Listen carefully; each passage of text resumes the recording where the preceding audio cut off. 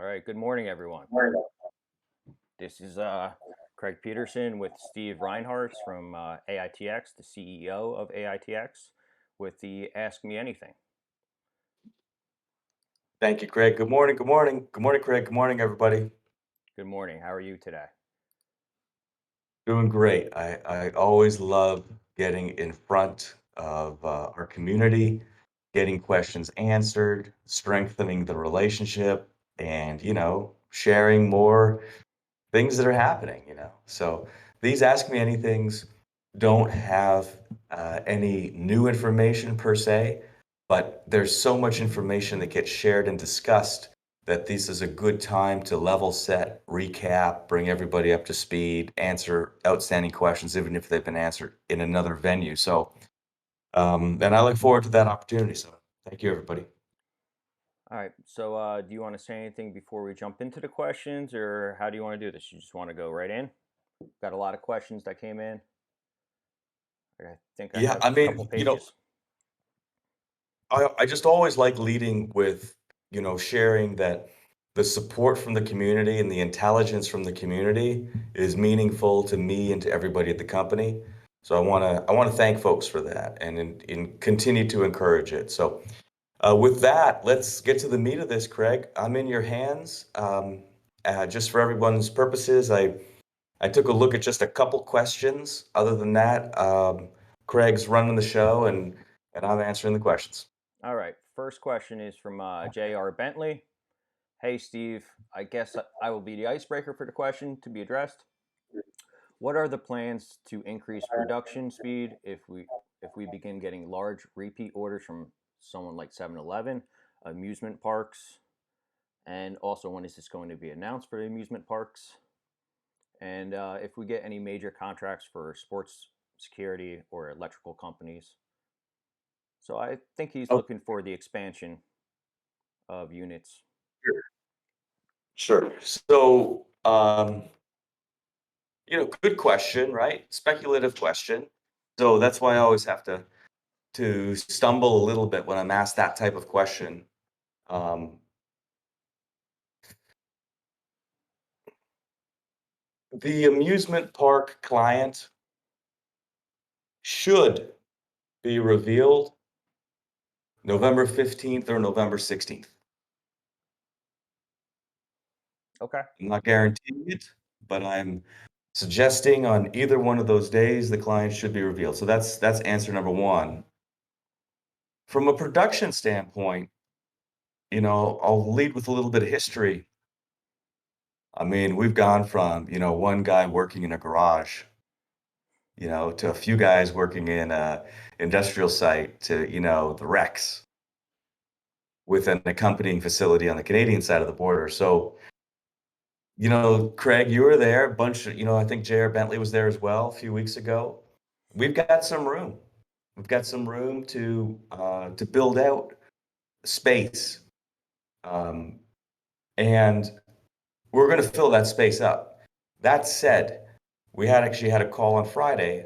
Myself, Luke, who manages all production, and Ian, who manages all Canadian operations, specifically about space, specifically about what we were going to do with our California space, um, what we were going to do with the Canadian space, which we've outgrown, and what our plans were on the Detroit space. So the Detroit space, we've got it, planned for real estate 2, 3 years ahead.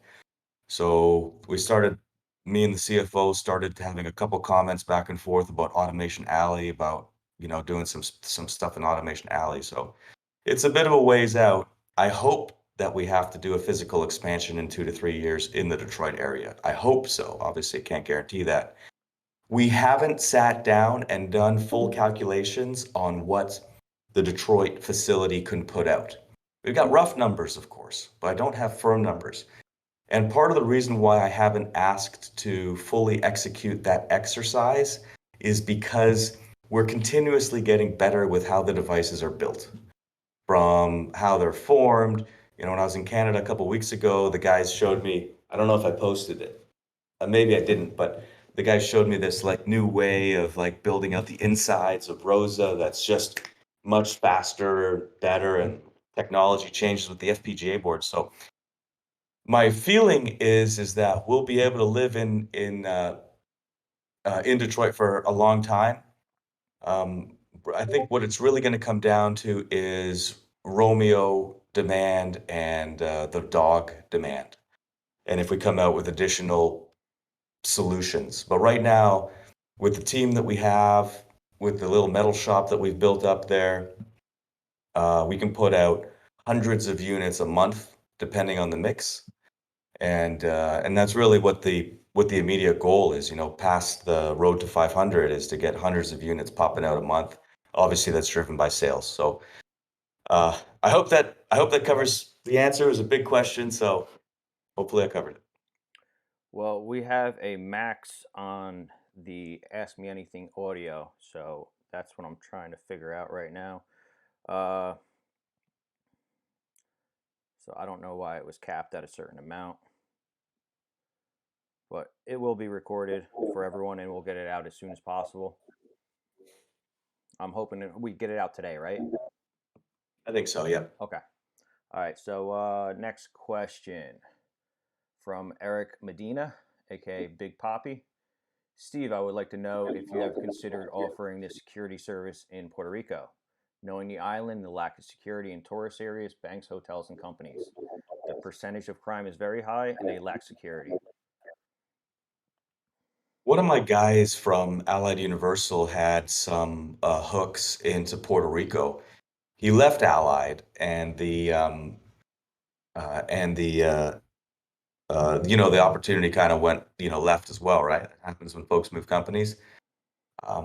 But so the island, I would definitely love to have devices there, right? You know, from an island standpoint, we've been moving units into Hawaii. Um, I think we've got multiple units in Alaska as well right now too, right? So from a company standpoint of being able to implement support devices in more remote locations, we've demonstrated that. Um, for me, Puerto Rico is not a huge hotbed of activity, right? Like, sure, there's crime, sure, there's issues, but there's issues everywhere. What I really am focusing on is verticals. So the utility vertical, we had a PR come out on that earlier this week. You know, that's a big deal in my mind. And I was surprised that the market didn't respond as much as I thought they would to it, because you all don't know how long we've been working on some of these opportunities. Mm-hmm. So, what I'd really like to do is go vertical by vertical, or rather what we're doing right now, which is having multiple verticals in the crosshairs versus geographically. So if the Puerto Rico Electrical Authority, whatever it is, they want to talk to us, great. If we're talking about a chain of stores that has retail outlets in Puerto Rico that has problems, great. We'll be in Puerto Rico. So that's kind of how we're going about business as opposed to geographically. Okay. All right. Next question from Chris B. Steve, what is the status of the airport customers? So I almost said the name by accident. That airport, I think, should be it. We had some bureaucratic snafus over the last couple months, which were annoying, but I think that last week or the week before we got through them. Um, it's a major airport. It's a big deal. There's lots of hoops to run through. So I think we're through most of them. I hope that we have the devices up by Thanksgiving. I can't guarantee that, of course, but I hope that they're in a parking structure, that's attached to the airport, so that we'll definitely have eyes on it. I'm sure someone in the public will see it, and that'll be public. But we have another airport where they're talking about Scots in highly visible areas, specifically baggage and on one of the I think arrivals or departures level on the curb. So that was supposed to be moving really fast in October. They wanted deployment by Thanksgiving. Now we've got the units because we've got the Rex. We need the PO, and hopefully it comes this week and we can knock this thing out before Thanksgiving. That will be highly visible, smaller airport, Smaller airport because there's only a few, really mega airports in the United States. Most of them are mid-sized more so. Anyway, yeah, I'm excited about what's happening in that space. When we're successful in that space, they all talk to each other. They've got their own trade shows and so on and so forth. So it's a great market that we're making some headway in. And hey, maybe that's our first Puerto Rico deployment is down through the airport channel. Good. All right. Let's see. I think you answered this one in the chat the other day. What is the power requirement of Rosa 180? It's not on the spec sheet. I think he was looking for the amperage on that. Yeah, 3 amps, max in rush 3 amps. Question from Profits. Steve, do you delegate your powers enough to keep your time available for priority tasks? I do.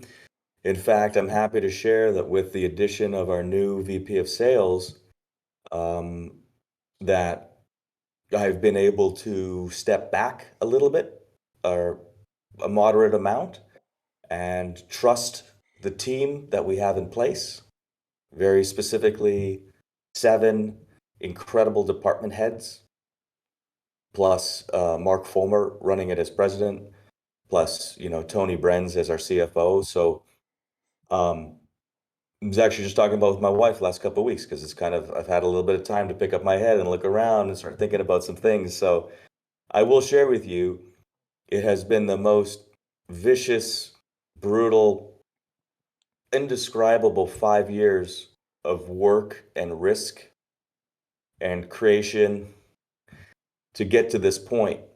But we've got the core in place to do the growth, and that's a significant accomplishment on itself, one that I'm proud of, and one that everybody here partook in order to, as part of the community. So I'm glad that that last leadership position is filled now. That's great to hear. From A Doomer, my question is regarding your efforts to enter large retail and restaurant companies. What kind of wiggle room are you and your sales team able to have with orders from franchise owners, rather than bulk from corporate? If there's a deal to be made, I'm going to make the deal. If it makes sense, we're gonna get it. So we're very flexible. We're moderately aggressive. We're pretty discriminating in terms of seeking out deals that have legs and provide high value to customers, as opposed to just doing deals for the sake of it or giving stuff away for a press release. Those are things we don't do. Um, so yeah, I mean, the franchisees on quick serve restaurant chains, we don't really have anything going on.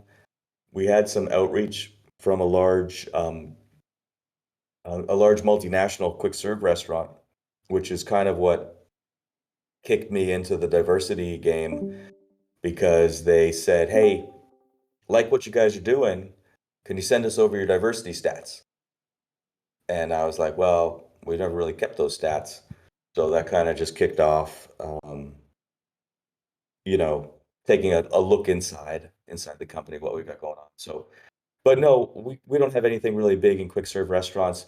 In big box retail, we made some really nice progress this past week with a significant brand, and that was really, really good. So there's definitely some stuff happening on the retail side, and of course, we have that one retail client that has many, many locations, and that project looks to be moving pretty well. So I've got high hopes there. So making progress. Progress is good. All right. From Toby A1, you tweeted that new shells were in for Rosa 3.0. How many new shells did you get? And the overall, how is your supply chain holding up? Toby, a great contributor on Discord. So thanks for asking the question. We we have slowed down our production cycle, and it's kind of one of those things that we've slowed down in order to be able to speed up.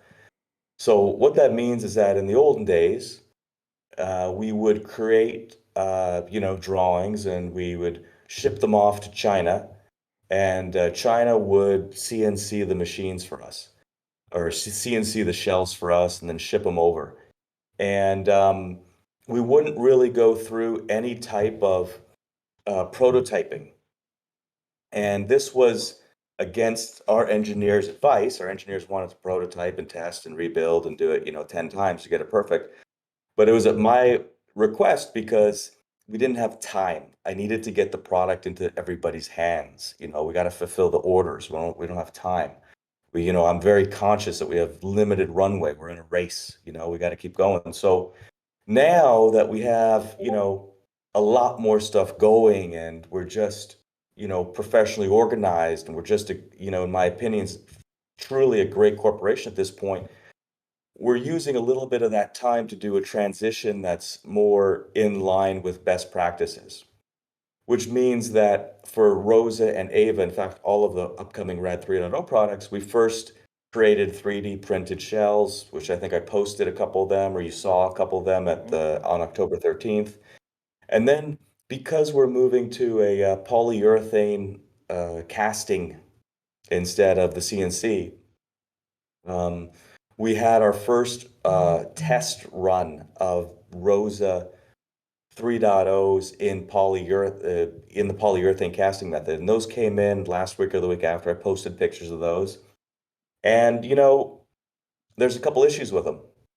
So the molds have to be remade, and I expect that first production run in hand, I don't know, sometime this month, and the same with Ava. The good news is this month we should be clearing out all the Rosa 180s, that weren't sold. So I think all those are going to be sold this month and hopefully shipped. And then next month we'll start on the Rosa 3.0s when those shipments come in. Okay. All right. From Pank V2, is your product demonstration videos in the pipeline? I guess he's looking to see if we're going to be providing some insider looks of what the machines do. Hey, Pank. Another cool disco dude. I think a dude. I don't know gender, but whatever. Another cool person. There's a lot of collateral that we've created, and the investor community sees a piece of it, but they certainly don't see all of it. And I kind of find that request, because I feel that request was generated by the FUD generators. Mm-hmm. It's because it's ridiculous comments like, I've never seen a system work. I'm like, okay, that's ridiculous. We're moving dozens of these units and getting repeat orders, and some idiot is saying, hey, I've never seen things work. So, I'm not really in the business or inclined to chase down nonsense FUD stuff. So for me, demonstration videos for the investor community are not a priority, and we'll see what we do with it, but that's where it sits right now. Okay. Part of the reason is because, it's not a sequential event. It's a tree. Depending on how you're interacting with the device, you can go down 50 different paths. So from a demonstration standpoint, when we're talking with a customer, we kind of have an idea of what their use case are, and we guide them appropriately through the proper path. But just doing a generic demonstration isn't particularly representative of what the whole system does. In any case, like I said, those are some of the insights as to why I'm not overly inclined to create some type of demonstration video for the investor community. Okay. All right. Next one from Dr. Rubin 88. Recently, there was a security risk of a drone flying near power lines attempting to short circuit transmission lines in Pennsylvania. Does AITX currently support the alert or drone activity in the area? And this could be a big selling point for utility companies. Yeah, I'm not familiar with that security incident, just so I can't speak to it. But I've been following anti-drone activity for some time, and in fact, when I'm in Phoenix early this week, for the NCS4 show, they have some anti-drone companies there that I'm going to, continue to engage with. But from our perspective, our hands are full with the technology that we're working on and developing. The anti-drone stuff is fascinating. I wish I had the bandwidth in terms of financing to create solutions around that. I sometimes look at companies from an acquisition standpoint because I think it'd be very powerful for what we do. But there's other companies that I'm looking at from an acquisition standpoint. So, we got to get our arrow off the ground, and uh, and that's kind of what we're doing in the drone space. We're not really looking at the anti-drone countermeasures, a different specialty. Again, I wish I had the time and money to do it. Okay. All right. Next one is from Fritz REI. It looks like he posted a video of the dog, and he was wondering if the Rad dog would be able to remotely monitor dams or the power grids. Yeah, absolutely. So the dog, you know, Romeo is more what I'm expecting to use in utilities versus the dog. And the reason is that Romeo just happens to have a much longer run time. So it's bigger, it has, exponentially more power, and you can run it longer. Uh, so the other part of it is, you can have more interaction, right? Romeo serves more purposes on a utility site. The dogs, I want to sell 1 billion of those to be used as the typical junkyard dog, the electronic junkyard dog application, which is really exciting to me, as well as some other applications, some other specialty applications that I'm keeping under my hat for now. So I don't particularly see the dog as a utility device. I see Romeo more in that space. Okay. All right. Next question is from Dom DDQ, another good guy. Um, Basically, his brother is a upper manager of a major utility, and he's skeptical of the opportunity for the electrical system. So he says that the article cites $15 million in damage, shooting up the substation calls an access gate isn't going to stop that, right? And he said most damage is done because of drunk drivers and poor maintenance. And me being in the utility field, I don't agree with that Yeah, I because don't either. we put millions of dollars into gates and guarding systems, and you can't protect every utility pole out there, but you can protect the major assets, which is the substations, the switching stations, and that is very critical, and critical infrastructure is what we're going after. Yeah, yeah. No, Greg, I'm with you 100%. And Dom, it's an interesting question. There's more to security than drunk drivers hitting and knocking over utility poles. A lot of security and facility management has to do with process control, which is what, Craig talked about.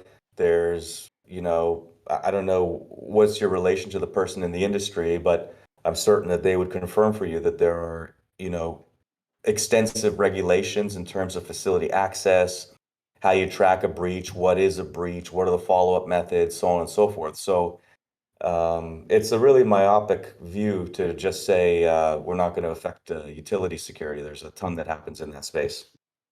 It's really heightened security, especially from me being working in one. Sometimes I can't even have access to some of these yards, and it's crazy. And if you had RAD, you had a PIN number, and Ava was at the gate, you could put your PIN number in if your card wasn't working. So I see it as a great solution for the industry. Agreed. All right. Another question from Pank. Looks like he has a couple right here. How do you expect the headcount to change in the next fiscal year? Are there hiring targets or goals you could share? If so, which roles are you hoping to fill? We have, I think, over 30 uh, team member requisitions open right now that we're actively recruiting for. The vast bulk of them are software developers. There's a few other, engineer type roles that are open, but largely it's software dev. There's, a handful of sales opportunities, a couple implementation opportunities. So that's kind of what we're looking at right now. in terms of expansion on the headcount side. Okay. The way that we're going, I don't see us really slowing down and hiring. Over the past 12 months, Ian out of Canada, he said to me last week or whenever, he's like, Steve, he's like, we went from 25 people to 26 people in 10 months. And the, stress that that puts on an organization is pretty significant. But when I look at it, I say, holy cow, we did an incredible job of integrating and managing that growth. So it gives me confidence to continue to recruit because we're maintaining our high levels of work ethic and so forth. So a lot of new jobs. We really have to keep concentrating on the software piece of what we're doing. I don't know if I captured all the question there with that one. Okay. Another question from him is the company open to feedback, suggestions for some of the online presence of the business, specifically the website and the public phone apps? And also tied into that question is any internal plan to boost signal via social media and advertisements? Okay, let's break it down. The first, how would you summarize that first question? Um, it seems like he's looking to give some feedback to the websites and maybe some apps. Okay, so the RAD website is under total redo right now, not total redo, but significant redo. So certainly fire off. I mean, there's info at robotic assistance devices or info at AITX.ai that, I see the feedback that we get through those email addresses, and they go to marketing for inclusion or dismissal, depending on what they are. So, you guys know me, I'm feedback junkie. I respect and adore what the community produces for us. So bring it on. And then, at the October 13th event, we showed kind of a bit of a snapshot of what the new RAD website looks like. It looks stunning. And with a couple other things done now, we'll be getting on it. On the TV and media side and social side, the social side, we're still trying to figure out. There's no question there. I'm trying to spend some more time and concentrate on it, figure out how to best communicate what we're doing, what the channels are, what the methods are, what the staff are that need to accomplish that. So it's still a little bit of a work in progress, which I think is normal for a business to business company that has a retail investor community. It's not like there's a lot of companies like us. There's no model that we can look up. We have to kind of figure it out, create it on our own, go in one direction for a few steps, reevaluate, maybe head another one. So that's still in flex, but I'll share with you that I'm committed to, going 10x on our reach. And I kind of use my Twitter as a bit of a barometer. Not that everybody's on Twitter, but we've brought people onto Twitter so they can see the daily tweets. And I look at us as 15,000 people on that Twitter account, and I think to myself, why isn't it 150,000? Why isn't it 1.5 million? Why are we why are we at that level? Now, it's a heck of a lot better than a year ago when it was 1,500. So, am I going to get the next 10 times increase over the course of this month? I hope so, this year. And what are we going to do to get there? Well, we're trying different stuff on social. Well, I think it's too early for all the results to come in yet, but certainly we haven't blown the lid off of anything. We did our new to the street engagement, that 6 month new to the street engagement. I think we put out 3 of the videos with Jane. The last video, I think, was the best video, was best interview. I think a lot of great info. I'm really happy with that video. We've got 3 more as part of that contract. I'll continue to do those from New York, from that NASDAQ lower level. So we'll finish those. As part of that contract, there's, I don't know, hundreds of ads included in that. And I'd like to get those rolling, but we haven't had time to produce them. So the production of those ads hopefully will finish this month. And maybe a few of those ads will start airing at the end of this month, or, definitely through September, December, January, and February. There's a pile of proposals on my desk for, more media spend and more engagement that we think about and talk about on our marketing meetings. I'd like to do more in Clubhouse, um, and some of the other venues. So, and that's just the reality, you know. And one of the things that you get with us, with me and AITX, is, you know, I just tell you where it's at, right? You know, Hmm. I think that it's kind of insincere sometimes when the CEO either has every answer to every question, if it's a speculative type of question, like what are you going to do? Um, because it's more fluid than that. It's just, you just have to be more adaptable than that. Certainly, a CEO needs to have most answers of what happened and how do we get here. But speculative answers moving forward should be addressed as such. So that's where we're at. I am concentrating on it with more of my time now because we have the structure of RAD in good shape. Um, and it might take 6 months for us to get to where I want to get on it. Okay. I have a suggestion for the social media aspect. Maybe we'll talk offline about another thing called CallIn. So it's kind of like Clubhouse, but it records everything. You don't have to deal with anything. So it's automatically recorded, saved to the cloud. Love it. Love it. I'm into any platform, all platforms, anywhere where I can, you know, find people who want to know about artificial intelligence and how it's being applied and how the fourth industrial revolution is upon us, and how that inevitably leads to sales leads, which inevitably helps the business. I'm there. That's my job. Okay. Next one from Rocco. Do you see AITX having an investor presentation in the future? Seems like it would go well with the QB uplist next year. You know, that's a great idea. Rocco, hello. Craig, after I answer this question, I want to answer a question that came in from Pedro 1947 as a direct message on Discord to me. Okay. But you know, Rocco, I'll share with you, I didn't know what to expect on the October 13th event.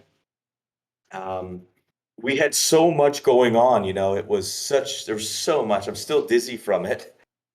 And it was so much fun. It was just a great event. The group that was there were just fantastic. I think that we really got a lot of information out, not just to the attendees, but to the, you know, 8,000 people that watched the video since then. So really great event. I like the idea of pairing it to the QB uplist, and that might be the catalyst for the next event. I'll keep that in mind, Rocco. Thank you.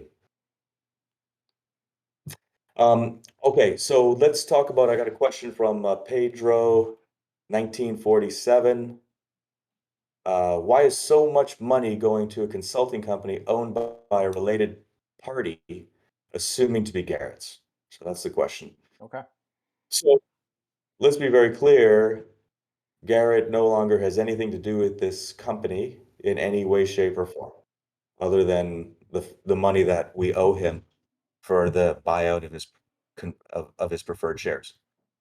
So the related party that the company sends this consulting money to is a company that I own 49% of, and is the Canadian company that does all of our engineering and has more than half of our employees, uh, all of which are, you know, some type of engineer or software developer, but they're all on the R&D side. And I've never taken any money from it in any way, shape, or form. So auditors have to have that related party um, comment there, but I haven't profited from it. The money goes directly to all the efforts related to that company. And there's a few reasons for that. Number one, we expect to get some significant tax benefits from the Canadian government Hmm. for what we're doing up there. So that's a big deal. And then, you know, there's just labor advantages from a salary standpoint of doing the work in Canada. Plus, I love Canada. I love working in Canada, and it gives me an excuse to go up there, have some Swiss chalet, and visit my mom. So um, that's where the related party is. That's that's what it is. So it's a good thing for all of us, and I hope that answers your question. Okay. I'm probably going to butcher this next one. Marine Ho. Anyone look at boat marinas for Rosa? I have not. Okay. Wild Horse where are we at with Romeo Production? I remember you saying that you could possibly do 30 in a month. So Yeah, yeah. Well, Romeo Production's coming along, and I think J.R. Bentley had a piece of his question, or Panko had a piece of his question saying, "What are we doing about supply lines and supply chain and so forth?" Right. mhm, So I'll share with you that, you know, generally speaking, up until recently, we haven't had any problems, meaning that we've been able to work through any of the obstacles, right? Because mhm, there were obstacles getting hard drives, getting computers, getting a variety of different items. Now, what we did is we stocked up. So we were kind of one of the companies that exacerbated the problem a little bit, right? Because a lot of companies, as these chip shortages started coming up, we started hoarding stuff. So we we gathered up as much as we could. We bought everything we could. We continued to do that. So we've got a lot of stuff that goes into our pieces that are generally hard to get. Now, Romeo, on the other hand, is a different beast, primarily because it's new. We've changed various components over the past 6 months, over the past 3 months. And some of those components are kind of custom built that require, the custom builders' supply chains to be whole. So there's been items related to Romeo that we've had to wait on, um, which has been aggravating. Not only that, I found that in the supply chain, because of the current stress on the supply chain, we had a vendor give us some dates for production, particularly on the aluminum and steel shells chassis, and they missed it. They missed the date significantly. And from our perspective, there wasn't anything we could do about it, because we just, the cards are in the supplier's hands right now. So that was irritating. That slowed us down a little bit. We're building Romeos right now. We're building Romeos in Canada right now. I visited them. Um, we've made incredible progress in terms of finalizing how to build these units. And I'll probably show, I think I may have showed picture. I don't know. I've got photos of how beautiful these production Romeos are coming out. They're gorgeous, all color coded, and we're having the panels built by a third party to help with our labor and keep things variable. So yeah, Romeos are being built right now. We're supposed to deliver 2 Romeos to that recreational area customer in December. So we're working on it. great. All right. From Swiss Trades, who's a new member to the Discord. Question is interested to know what the prevention methods, protocols taken for any potential cybersecurity threats on the AITX product line. So Swiss Trades has been, if it's the same Swiss Trades, it's been a long time person involved in the community. Um, and hey, thanks for asking the question. Swiss Trades asks me, if it's the same one, asks me some great questions on Twitter, some just really, really, really insightful stuff. So very happy to have you part of the community. And of course, encourage you to be more vocal, right? Mm-hmm. Um, so last week we got an updated letter from our SOC 2 consultant, Gilles Norton, and basically saying that, hey, we finished the SOC 2 Type 1 process, and the official report is supposed to come out early December. And just assuming that not everybody knows what SOC 2 is, SOC 2 is a comprehensive program that touches almost every element of your company. And it has security requirements, everything from enforcement of 15 digit passwords to two-factor authentication to how to handle phishing attempts to storage and location of employee files to implementation of an information security officer. The list goes on and on and on and on and on. Part of that was penetration testing, which we passed. But we're expanding that program and just doing a lot of work on it. So, I'm sharing some of the background, Swiss, with on some of what it takes. But, I love the process rather, I love where we're at right now. I will share with you the process was the most gut-wrenching, difficult internal update that I've ever been involved in.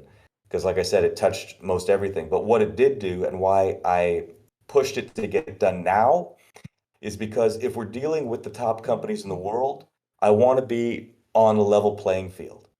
I don't want to have to say, oh, we're not compliant with that, or no, I probably couldn't do that, or no, this is a risk, or no, I don't have pen testing available, or no, I don't know what our privacy policy is, on and on and on and on and on. So at this size in the company, um, showing the world where we're going was important to do. On top of that, as difficult as it was right now, it'd be more difficult later. We started the process when we had about 40 employees, 40, 41 employees. Now we're pushing 70. And going through that, I think with hundreds of employees or thousands of employees it would have broken us because it almost broke us with what we had. But no, totally committed to it. World-class standards across the board. Okay. Next question is from Let's Go. After Romeo's exposure at the World Series, anything in the works? Talks, partnerships on getting Romeo at the Super Bowl in California, and looking O'Connell. for future maybe NBA, NHL, MLS. I think this ties into NCS4. Yeah, it ties into NCS4. It's, speculative. I'll answer by saying that, we're pursuing, all clients and all opportunities for exposure. Okay. Back to Wild Horse. Back in January, you said you had something coming up with the government that got delayed with the Capitol Hill riots. Did anything ever become of that, or did the change of leadership kill the chances of that happening? That particular project, and I believe I know the one we're talking about, that particular project was something I was super excited about and has been a bit of a pain for me because there is, let's just say, infighting at that organization that has created a paralysis regarding innovation and advancement, and we're unfortunately caught in this no man's land between three heads of the organization. So that's where it's at right now. It's very unfortunate. It's not only unfortunate for our company because I want to get those units out, right? And unfortunate for our AITX community because it'd be high profile and it would get more eyes and investors into the stock most likely. But for the communities that we planned on serving with the solution. So I'm not happy about it. You know, work on strategies every week. Uh, this past week actually, I uh, I opened up discussions with a smaller but similar organization that I think can move faster because when it comes to municipal policing and the challenges that we have uh, in that industry, we suit ourselves very, very well to it. So, and this is really Rad's story, right? You head down one direction, you hit a wall, you go around, over, through it, doesn't stop you. And that's kind of where I'm at on this. So that opportunity is far from dead, but I am no longer in a position to forecast when it might come in. Okay. Next question comes from Look for the Helpers.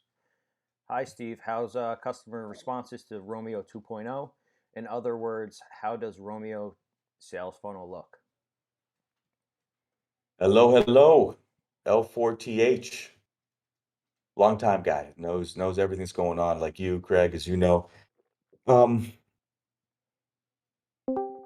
it's going well.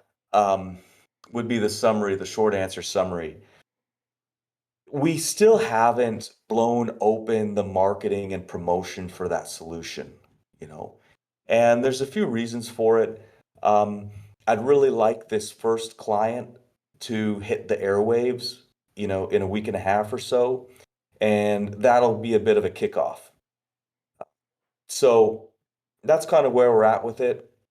I haven't wanted to broadcast it too loudly because I still need to get some of the the supply chain and production items worked out. I don't want to overextend ourselves, but I'm very confident on it. I know we're going to move many units in calendar 2022, and I know it's going to be a big driver on revenue, and that's where it's at right now. Okay. He's got a couple more questions we're going to ask. Um, have there been any other companies approaching RAD about using the RadPack Mini platform? And how is that RadPack sales funnel going? There's one other company in addition to Ghost Robotics that we're so with Ghost, just so that I'm clear, we're taking a new robot, which we're collaborating with them to help create, but this is mostly on them. And then we're going to put the RadPack on it. We're going to finish them off and use them and sell them. Is another company that we started talking about with earlier in October, and that's kind of been moving. We may have agreement on it in November, and that would be in the robotics space, using RadPack Mini and a couple other things from Rad. I don't know if we're gonna get ink on the paper, because my job is to be skeptical about any words that are spoken until the documents are signed. But I'm hopeful, and that'll be cool. I think that'll be a real cool collaboration. Besides that, we haven't done any marketing or promotion of the RadPack Mini to anybody, so there's nobody else in the funnel right now. Okay, another one from him. You've previously stated that RadPack Mini would be one of 3 revenue generating products that would come out of RadG. Any updates on the other 2? Yeah, a lot of the staffing on the software development side are directly related to one of those revenue channels. So that's needs to get built out, and that software needs to get built before that revenue comes in. But I suspect for, next year we'll have that done, and maybe some small dollars start coming in on it. It's very interesting what I've got planned there. We'll see what happens with that one. Other than that, RadG is working potentially with this other partner company. Then we've got the Ghost.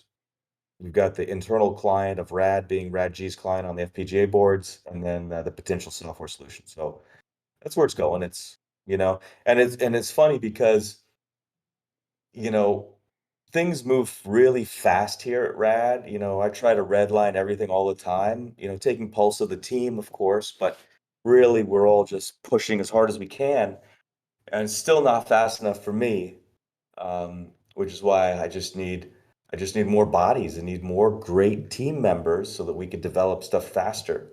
That's where we're at. And I'll share that because of my relationship with the AITX community, I share plans that might not have any maturity for a year or two. So I just want to point that out. Okay. Another one. Any feedback yet on the 7-Eleven deployments and how the devices are doing, or any other feedback from any other company? Well, y'all know, I until I have permission to say who the customer is, I can't, so I won't. As obvious as it might be, I will share that one of my morning calls this morning is with one of the leaders on the team talking about client services satisfaction, and I hope that a really cool case study comes out of something that happened last week on one of the sites in Florida, actually. So, by my view, we're moving in the right direction. The right words are being said, and I'm hopeful that it turns into something real big for us. Sounds very promising. Yeah, it's looking promising. Good. All right. From SAPA, what do you feel is your personal biggest weakness when it comes to running the company? Hey, Sappa. Hey, man. My personal weakness. Um, I don't know. It's like a job interview question. It's like a hated job interview question. Like I never ask that question. I'm never interested in somebody's weaknesses when I'm interviewing them, by the way. I want to know what the strengths are, you Okay. know? If you're good at hitting the ball, I'm going to put you up and hit 1,000 balls a day and make that your superpower. So my weakness is, I don't know, I would say impatience and intolerance of less than stellar support. I don't even think those are weaknesses. So I withdraw those as weaknesses. I don't know. I don't know, Sapa. Sorry. I don't All right. have any mind space for it. Here's another question that's kind of tied to it. But what do you feel is the company's biggest obstacle slash weakness to success, other than acceptance, willingness to do something different? Yeah, that's the only one. Just inertia, industry inertia, changing the language, bringing in business transformation, changing the paradigm. That's absolutely our biggest challenge. And I'm feeling more and more, because you've heard me talk about tipping point, right? When's the tipping point? And I've shared that the tipping point is going to come industry by industry and dealer by dealer, where we become adopted, kind of one by one. Um, I'm starting to feel it. I'm starting to feel some real, like, again, just feedback from my calls this morning. Uh, Dealers are getting more excited. We're starting to create that momentum. It's really possible that calendar 2022 has, significant sales progress versus even this year. So I like where we're going. And if we had that question 6 months ago, my answer would have been different. My answer would have been, we've got to hit the tipping points. We're working on it. Uh, we're doing hand-to-hand combat to push the paradigm forward. And I don't know when it's going to happen. Right? That would have been my answer about 6 months ago. Now I'm feeling more confident that the start of that hockey stick growth, and some might say that we're in hockey stick growth right now. It's not enough for me, but it could be happening next year. But definitely within the next 2 years, I'm sorry, in my mind, I'm convinced that that'll happen. But I'm feeling more confident for next year now. Okay, his last question actually ties right into what you were just saying. What vertical do you foresee as being the first to fall into mass acceptance of orders, and why? We've been strong in logistics since day one, and we should be adding more logistics customers. We've got a couple of the big guys right now on board.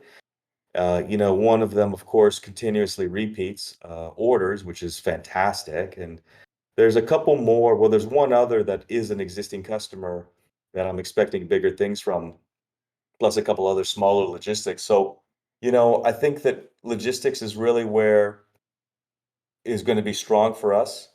Um, I think that utilities, not so much in the next 12 months, because it is a slow moving, cautious, risk averse industry.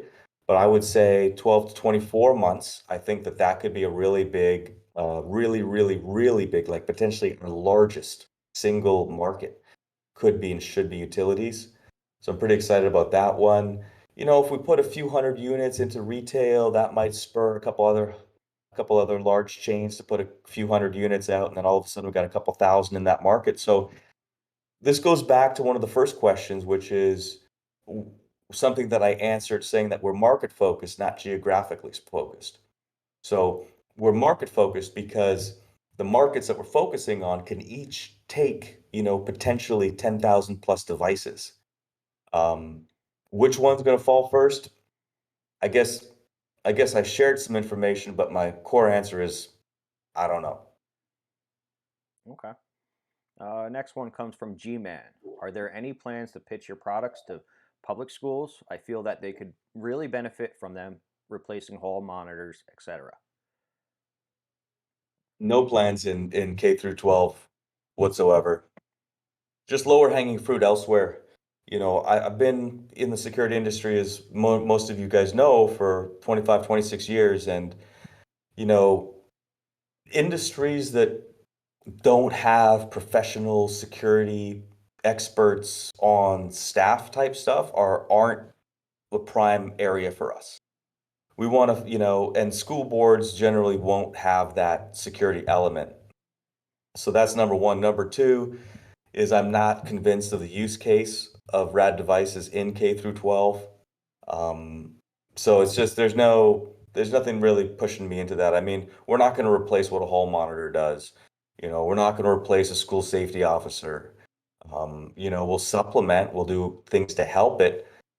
And creating those programs in K through 12, I think, is a big lift because, simply put, there aren't tremendous number of security experts really guiding those purchase decisions. Okay, next one comes from Rocco. A few months back, it was mentioned that there were about 350 opportunities that were at least at stage 5 in the sales funnel. Is that number specific units, or do you know roughly how many units that would be? Yeah, that's not units, that's leads, or not leads, that's opportunities like I said then, and like Rocco repeated, in stage 5 or above.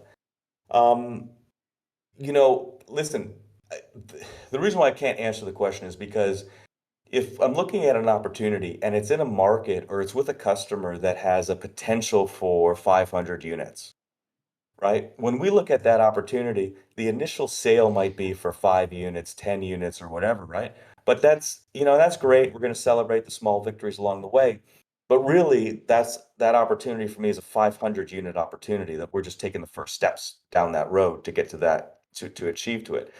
So, I mean, when we start calculating out what each one of those line item opportunities can mean to the company in terms of total units deployed over a series of years, the numbers get real big real fast, which I think we all know on this call, which I think is why we're all here pushing forward because we know the potential of RAD devices. So, bottom line is, Rocco, those 350 opportunities represent, well over 10,000 device deployments over a number of years. Okay. Next one comes from Oscar. He's asking about additional airport sales, installs, and are there any municipalities in the works? Yeah, I mean, I covered the airport question earlier, so I'm not going to rehash that one. And the municipality item, I had just shared that, the one municipality I had put a lot of time into is moving too frickin' slow for us. So I just recently opened up discussions with a second one. So yeah, big verticals for us. The municipal vertical for me is of more interest than the airports. I think the airports will kind of take care of itself. The municipalities takes a little bit more push. I enjoy municipal politics, um, and how those systems are set up. So spending a little bit more time in there. And then, of course, from a potential standpoint, municipalities have exponentially more potential than airports. We've got 35 major airports in the United States, versus 35 major metro areas in the United States. So, what are you going to do at an airport? 30, 40 units maybe, versus a municipality where you could put 1,000 units up. Makes sense. Next question is from Dom DDQ. What innovations from RAD would be useful for large crowd control to prevent reoccurrence of the disasters like Astroworld this weekend? Well, first of all, I mean, it's a significant tragedy, right? Mm-hmm. I mean, just putting it mildly, just horrific, right? Just absolutely horrific. And, I don't know anything more than anybody else knows, right? I've read some of the news reports. I haven't watched any of the video, so I don't really have the details on it. What I want to do there is one person in crowd and events rather, that talking with right now. He does more corporate events. Um, so I expect in 2022 we'll be supporting some of his deployments with some of our solutions. The idea of using RAD at events is do the dumb work with autonomous machines, which theoretically frees up money to get better, higher level of officers, right? I'm specifically talking about either, high-end security guards or ex-law enforcement officers, to then perform the higher levels of human work in terms of, crowd control and, you know, work to mitigate what happened at Astroworld. So that's where we fit in. We're a financial element in order to improve safety and security, because we're not having to waste $20 an hour on a guy standing at a back door or looking at a parking lot. We're doing it for $1 an hour, and those extra money can go to better staff controlling crowds. Okay. The next couple questions are from P Wall 52. It looks like they are all pertaining to some filing questions. Specific line item questions from the most recent financial statements. There are some small quantity notes, ballpark 450 to 500,000 in default. Why are they in default? And what is the plan for these, and will they be repaid? I don't know what filing you're looking at, but I think there's less than that. I want to say there's 200,000 or something like that. And the situation is we can't find the note holder. So, and because of that, I can't say all notes have been repaid because can't find the guys. So we've tried for years. I'm probably going to wait till this fiscal year finishes, and then we'll initiate, appropriate legal action through the courts to get this thing off the books. Just a giant pain in the ass. So it's been a real pain in the ass, because really a statement I want to be able to make is no notes, but instead I can't say that. I got to say almost no notes. Anyway, that's the story with those notes. Okay. Number 2 is already answered previously. Number 3, Ghost Robotics. Ghost agrees to sell its V50 to 3 specific customers for a 3-year period commencing after the first commercial sales of the V50. Can you elaborate on what 3 companies? Well, very specifically, Ghost agrees to not. I'm sorry, I missed not. Okay. Yeah, that was me. That's kind of a critical statement. Yeah. Because I thought it wasn't in there, but it was. No, we worked that into the agreement. I don't think I want to disclose those 3 companies. I don't think it's meaningful. More of an internal industry type thing. Okay. And then I think the next one's basically disclosure issue about board of directors. Okay, hit me with that. What we got? Okay. As of August 31st, 2021, we did not maintain effective controls over our control environment. Specifically, we have not developed and effectively communicated to our employees our accounting policies and procedures. This has resulted in inconsistent practices. Further, the board of directors does not currently have any independent members, and no director qualifies as an audit committee financial expert as defined in item 407 D52 of Regulation SK. Since these entity level programs have a pervasive effect across the organization, management has determined that these circumstances constitute a material weakness. Any plans to address the material weakness? Also, any plans to expand the board of directors to include independent directors? As a startup, particularly as an OTC startup, and even more specifically as a fully SEC reporting OTC startup, the auditors are going to alert the retail investors and institutional investors, anybody who reads the statements, with every single possible, not every single, but most possible weaknesses and deficiencies. And I applaud and encourage that. And I encourage everybody to read those and understand what's happening. And there's no question in my mind, it was 100% correct at the time. I expect that statement to be removed from subsequent filings.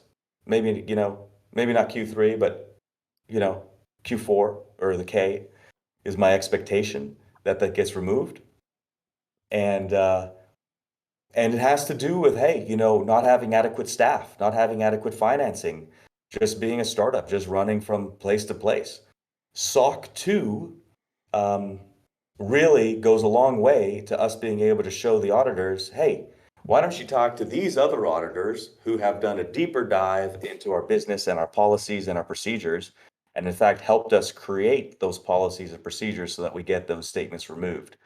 So there's a couple things that I'm looking forward to in the K, and I'm going to work in a question that I just saw come in on Twitter as well. And this Okay. question is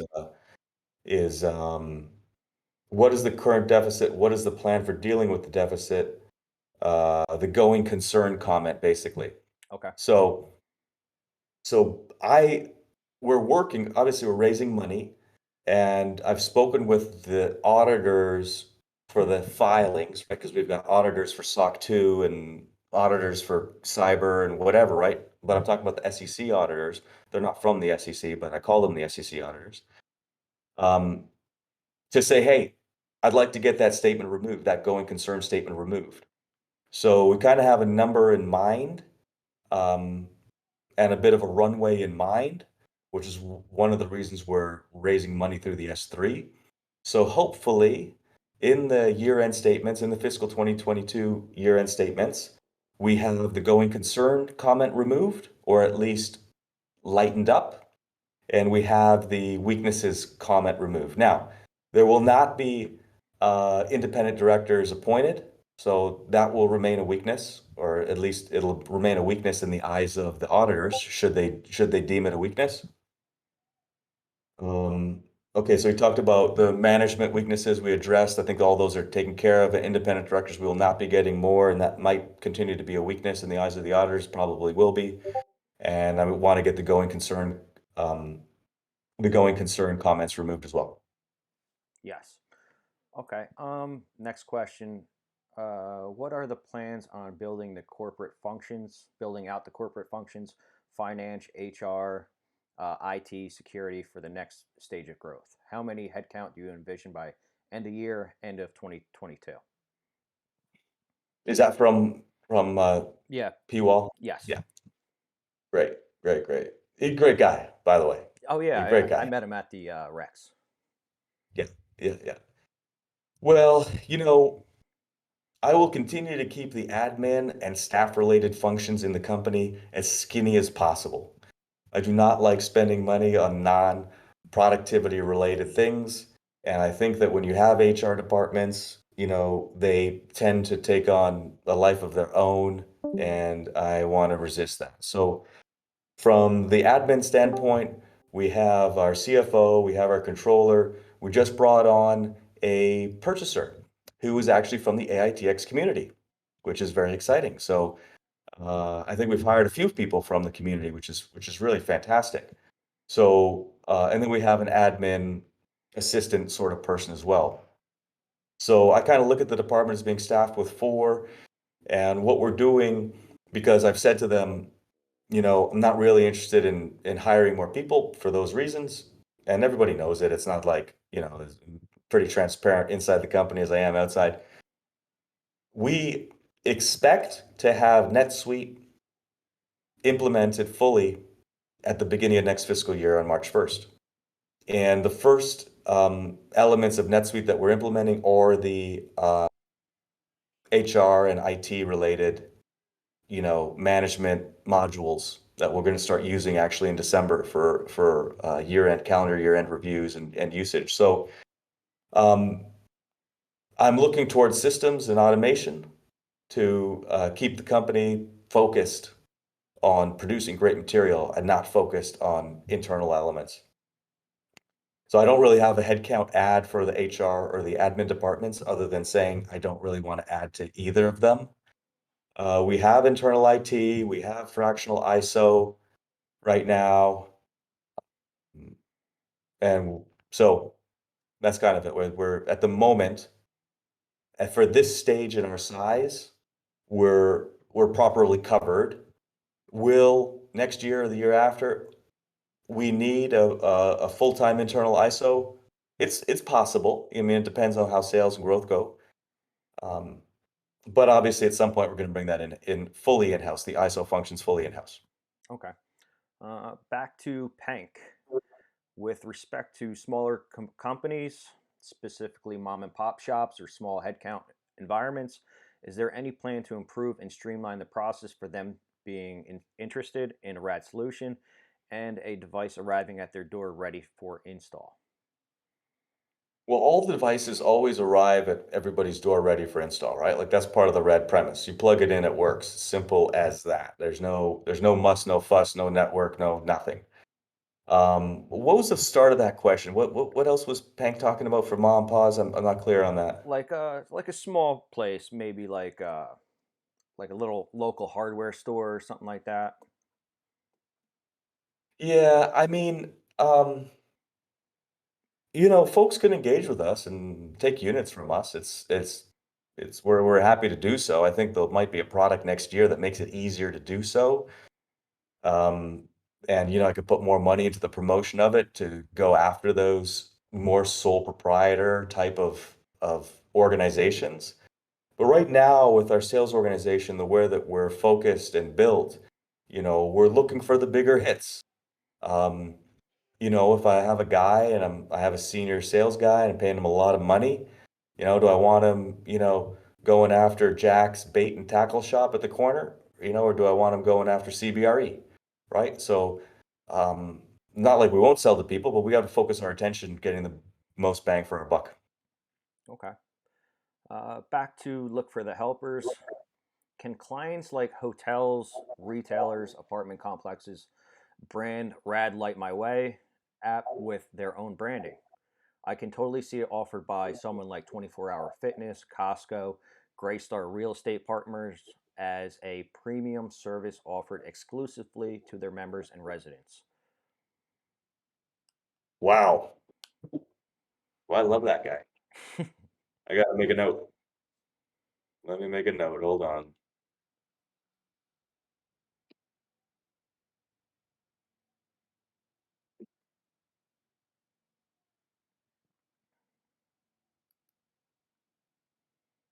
So, I've not thought of that. It's a great idea. I just wrote it down. I'll put it into consideration. Thank you. I mean, it might be smart because someone like uses your 24-hour fitness app or something like that to check in. You might be able to hit that button on the way in, on the way out of the gym in the morning. It's Totally agree. It is brilliant. It's a brilliant idea. I love it. smart, Thank you. smart guy. I actually got one in my messages about chip shortage or uh, chip supply or shortage hurting AITX in any way. I mean, we've talked about it a little bit, with hard drives and computers and motor control elements that require chips and stuff, and how we've mostly navigated our way through it with a little bit of foresight and some stocking up, but how it has affected us primarily on the Romeo line, for sure. Nothing catastrophic or existentially threatening us, but yeah, I mean, it's been an added complexity and headache for sure, but it again hasn't overall slowed us down that much. That's good. Anything else to add, Steve, before we close this out? We're all out of questions. Well, I'll say, hey, just the L4T8, LT4H idea there certainly made this very valuable time for me. So thank you for that. Um, and great questions, guys. Great questions out of San Diego. That was cool. Um, just know that we're out there working, as you guys know. I appreciate it. I love the community engagement. I'm hoping folks use the app, have some fun with it, and we fight on. So let's see what happens this week. I think these next 2 weeks will be fun, as usual. All right, next time I think we're going to have to expand the reach of this, and we'll be going to Twitch or something similar to that. So we could do everything all at once. Maybe like a YouTube live type thing. I think there might be another question or two if you still have time. Yeah, yeah, yeah. Let's go. Um, it looked like Vindictory was looking at the S3 warrants. S3 warrants. Yeah, well, the S3 share count plus the existing warrants on the 10Q that was filed. Okay. I could go back and look at the exact question in a second. Sure.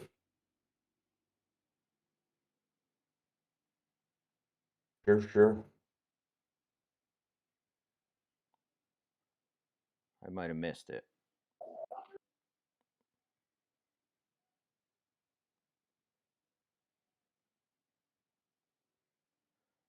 There's a couple extra questions that I missed. All right. We all know how you have been raising funds with the S3. My question is the number of outstanding warrants on this last queue increased to a total of 778 million. To your knowledge, how many warrants are still outstanding, and when do you expect the rest to be converted? I don't know. I don't know. I haven't paid any attention to the warrants at all.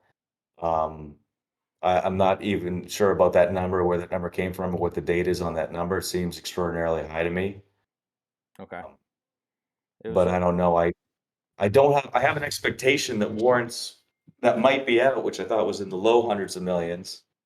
Um, I have no expectation of those being converted anytime soon. That's for sure. okay. You know, the lead warrant holder, he wants what we all want. We want a well-funded company with a healthy balance sheet, and that's the direction that we're going to go. And we've got support for that. So we've got support from the warrant holders, from the investors. So um, that's why it makes me very comfortable to say that I don't expect those to be converted, but I haven't dived into that. All right. Here's another question. What differentiates AITX from other robotic companies? The user slash investor has the impression that we're in a very competitive space. What are your thoughts? I advise the user or the investor to do more research and find these competitors to AITX, because might be a couple companies that have some maybe a piece, maybe a robot or sort of a robot in the space, but nobody does what we do. Nobody has the full package. No one has the roadmap. No one has the tech. No one has the size, the strength. So maybe a couple guys nipping at our heels, so to speak, but our main competition remains inertia, industry inertia. Um, One Canadian member is looking to see if there's any units in Ontario. There's units in Ontario at our facility in Waterloo, of course. No, Canada, you know, my home country and my birthplace, where I grew up, um, has different problems than the United States. You know, we're our own country here in the States. Obviously, we have our own unique challenges, um, cultural differences, significant cultural differences between between the two countries that spread into, you know, socioeconomic drivers of crime and so forth. So they're very different if you scratch the surface. Um, what we have in Canada is something that I've referenced lightly before, that I don't think, if anybody's picked up on it, they haven't asked me about it. But I'm working on something in Canada that is potentially big. So I'm going to leave it at that. I expect the folks who follow us closely to call me on that and to um, follow up with me on that. I really hope that I get ink on that contract this month, and that'll really be our entire Canadian strategy if we can pull that off. Sounds like it's a huge deal. So, which is good. Yeah, yeah, it is. It's. I don't want to talk about it too much, right? Because I have a duty to color within the lines. Mm-hmm. But it's something that's pretty exciting. Yep. Agree. It's Yeah, not a done deal till it's done. it's not a done deal. We're 99% through contracts right now. Got executive level support, but until it's signed, it's nothing. Okay. And you guys know me. You guys know I got a pile of items like that in some state of almost, moving towards signatures. So, but that one in particular, I think is really, really special. So Canada's going to go from a market of ours that's we got no activity in to something that maybe other countries will model, other companies in other countries will model themselves after. It's very exciting. Sounds good. So, Steve, there's no more questions. Anything else to say Right. before we end this? No, I love it, guys. Thank you very much. Obviously, this is our core group. The core AITX community is on Discord, so I love jumping on to see what's going on. Yeah, we got some, moles who get in from time to time and ruffle feathers with advanced FUD. That's just the price you pay, right? So it's the price we pay. So encourage the mods to aggressively pursue that, aggressively kick out stupidity. And that's all I got, Craig. Thank you for hosting this. Thank you for putting this together. Any comments or final questions from you? No, I think the only thing we have to do if we do this again is we have to have a bigger venue because we got limited out pretty quick and I wasn't really aware of that. So that's my fault. So lessons learned. Yep. We'll progress and move on. Thank you for your time today. Thank you, guys. Have a great day, guys. Make it a great day. We'll see you later. Take care. Thanks. Bye.